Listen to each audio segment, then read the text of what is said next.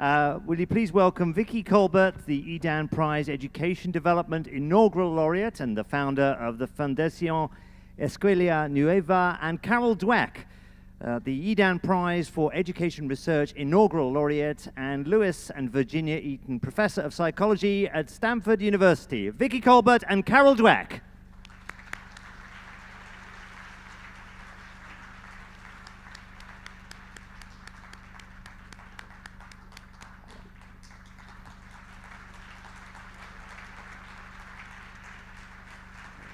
Good morning, I did.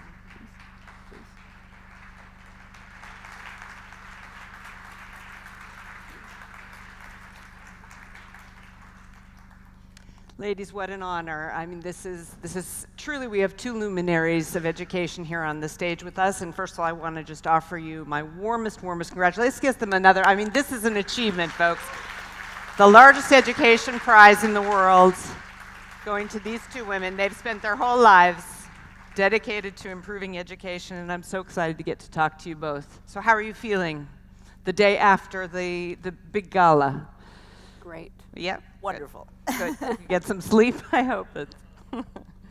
So I wanted to start out with what it is that inspired each of you to get involved in the particular projects you're involved with. Why don't we start with you, Dr. Dweck? I saw so many students who were not pushing themselves to fulfill their potential, not enjoying learning. I saw tendencies in myself to play it safe, coming out of an educational system that valued, just getting the grades. And I thought, there can be so much more. We have no idea what any individual is capable of accomplishing if they have the passion and drive and the courage to step out of their comfort zone and persevere. So, as I said last night, I wanted to find the secret to that and bottle it and distribute it widely. And so I've devoted my career to understanding how children and adults can fulfill their potential. Mm-hmm. Ms. Colbert? I guess I had like two dimensions. One, I had the opportunity to have good schooling, and I enjoyed my school. And I have the best memories of going to a wonderful school. And then when I started visiting the isolated rural schools in Colombia, children were not smiling. They were not so happy as I was happy. So I think this was the first impression. And then when I did my studies in sociology abroad, then of course, then you say it's the only way, just improving quality, offering the opportunities for children to develop as human beings. So I started seeing that it's the only way to have change in society. It's the only way to achieve development, peace, democracy, changes in society. So I said, the best thing I can do in my life, for the rest of my life, is be involved in changing conventional education. So I had my personal situation and then my studies. It's really ironic that this prize has been awarded. We talk so much now about the technology, the technological developments that are going to impact education and artificial intelligence, big data, and so much that is being opened up now at such a rapid pace. And yet, both of you are actually working on very much the classroom experience, the emotional level, what makes a student or a child achieve in life and how you approach it. It's a very, in a way, not super high-tech choice in a certain way. When you look at technology and its role in education, the development of education, what do you see that as being? And do you think we're going to see a classroom-less education in the near future? And is that a good thing, if so? Yeah, so I think we're both committed to the idea of equality. And I think People who started the tech revolution in education thought it would bring automatic equality, that you would have these skilled technologies in the classroom. But it's not automatic. And it will never replace the human interaction. So we have to learn slowly over time how to integrate technology with human teaching. We're working on how to integrate growth mindset into technologies, but it will never be the same as a teacher who says, I am committed to your development and I'm a resource for your development in life. Yes, the human dimension is essential. In our context, children have to look into their eyes, dialogue, reach agreements together, and you cannot replace that.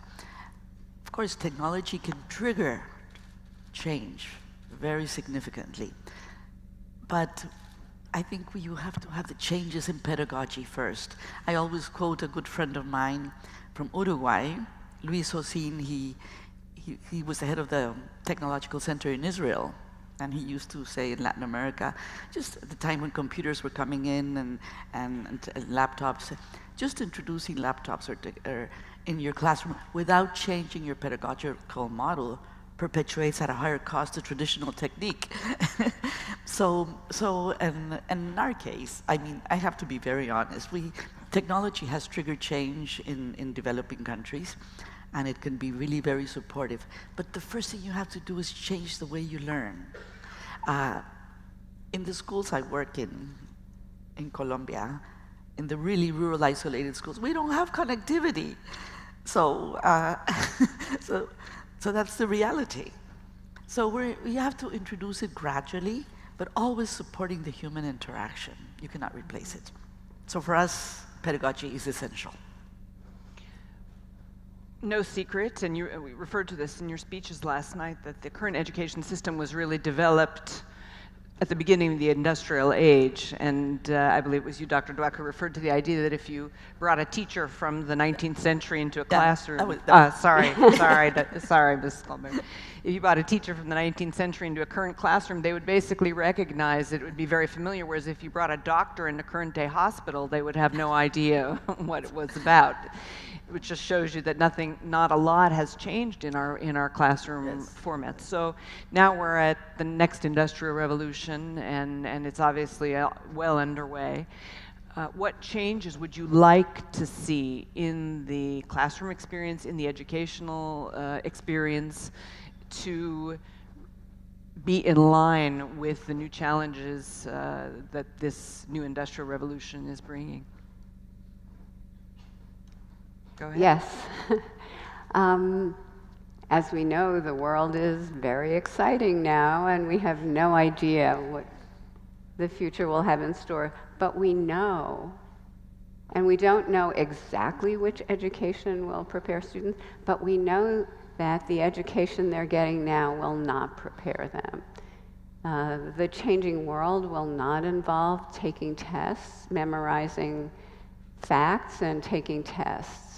So we need an education system that teaches them how to think, how to take ill-formed problems and whack them into shape, how to test hypotheses, and how to make progress in solving problems. Some very exciting schools in the US, some new kinds of universities are problem-focused. What are the problems of society, and how can we bring our curricula to bear on that? How can we give people practical experiences in solving problems in today's world? That's the kind of thinking we need.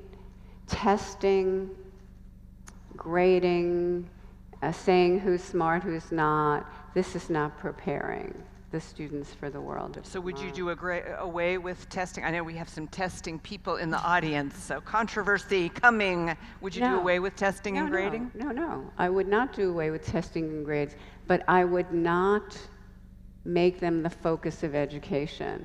They're a snapshot at one moment in time of how a student is doing, how a school is doing. It's informative, but it's not the goal of education to have a score on a test. The goal of education is to create these joyful, effective learners who will take their skills and values to shape the world of tomorrow. Mrs. Colbert?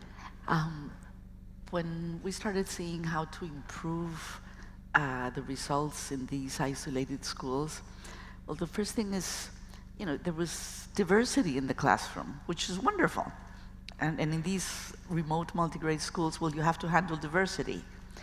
So that's good. This is why I said last night, necessity is the mother of innovation. So when you started seeing in a classroom, you know, that you couldn't have a teacher speaking to the different groups because they're different levels, everything.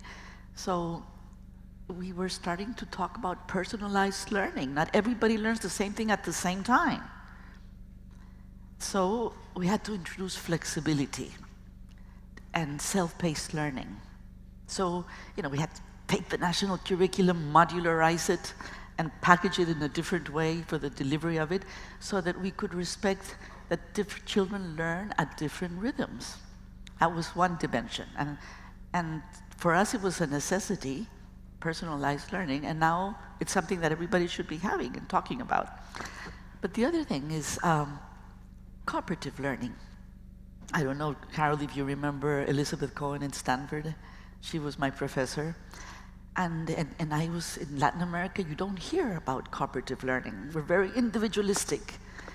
And when you start seeing, you know, you see the theory of education, that, you know, social constructivism and all these things that are now, well, when you just start introducing cooperative learning approaches, when children learn to dialogue and reach conclusions together, they learn so much more. Peer tutoring, it's so essential. Children learn so much more from others. So here is the whole dimension of cooperative learning, which is not new, but we know that this has a tremendous impact on reducing stereotypes, on learning to listen to dialogue and reach conclusions. So we combined both personalized and cooperative learning, and this forced, the children forced the teacher to have a new role. Because when you empower them, then the role of the teacher has to change. The real role of the teacher, that has to have more time supporting, listening to children, giving them love, knowing their different learning styles. So for us, it was a combination of the two.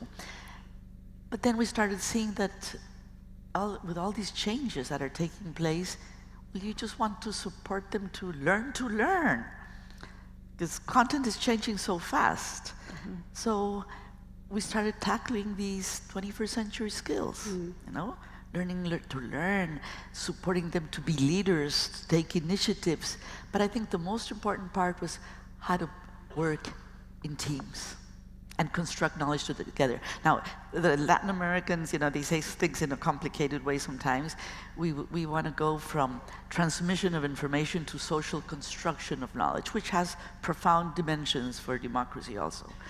But I think for us it was very important to listen to all these theories, but at the same time, see how we could combine both personalized and cooperative learning and 21st century skills in the classroom.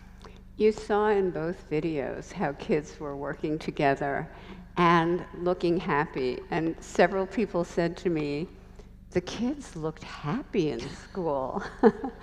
As if it was, you know, it is all too rare. But when you create those conditions, they're eager to be there, eager to work. Mm-hmm. And this is why the first thing we started measuring was self-esteem. This was so important, self-concept. So when you support self-esteem for students, they grow. How do you measure it? I'm not the expert in the measurement. We had the University of Chile helping us out, but we have a scale to measure self-esteem, yes. A question from the room, actually, that I've received on my highly technological iPad. What happens inside government? What's going on there that makes it seem that education is undervalued everywhere? Why is it only when you leave government you can get things done?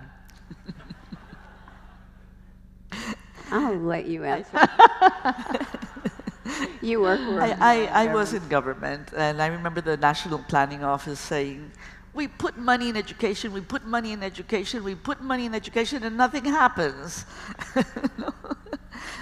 But then, more of the same is not enough. I always like to remember Joseph Farrell from the University of Toronto. He always used to say, just expanding current educational systems as they are is not enough. So we had to start showing results. To have results, so we could get more money for funding, we had to have results. And this was important. But you definitely have to work with the politicians. That's the toughest part. But you just have to make sure that education systems have some type of important results. Because otherwise, it's what they used to tell me all the time. More money into education and nothing happens. So I think you have to also start showing efficiency and results. And having empirical evidence of what you're doing. Yeah. It was the only way.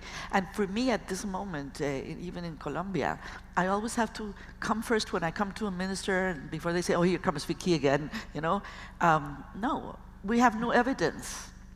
And now with the peace process, for example, we have evidence on the impact of Escuela Nueva in the peaceful coexistence of children. So you just have to have empirical evidence. And to influence politicians in Colombia, I first had to publish in the University of London so that then the politicians in Colombia could listen to us. So, so you need sound academic support behind whatever you do. We have to educate policy. the government. We have to show them there's a better way to get what they want in the future. Mm-hmm. So would you then, you were mentioning that there's not connectivity even in a lot of the schools where you are working, where your schools are. Would you say the government, we need connectivity, put the money toward that, we need it now because these kids need to be part of the World Wide Web, etc.? Or would you put, are you arguing for financing to be used in a different way? Yes, in a different way, because since we work with local governments, the case of Colombia and Latin America is very decentralized. You cannot take the responsibility of governments away. I mean, health and education are their responsibility. You just have to help them do it better, okay? So in our situation, anything we can say is, I'm putting this, how much are you going to put in, okay? We cannot take the responsibility away. We have a question that was submitted to us via social media for the both of you, and it reads, if education is only job-oriented, if you're educating people to have good skills to get good jobs and have a good standard of living and contribute to the society, will it produce well-rounded individuals? So to enlarge the question maybe a little bit, who are we trying to produce now? Who should we be trying to produce out of our educational system? What kind of people? I think that we are worried now.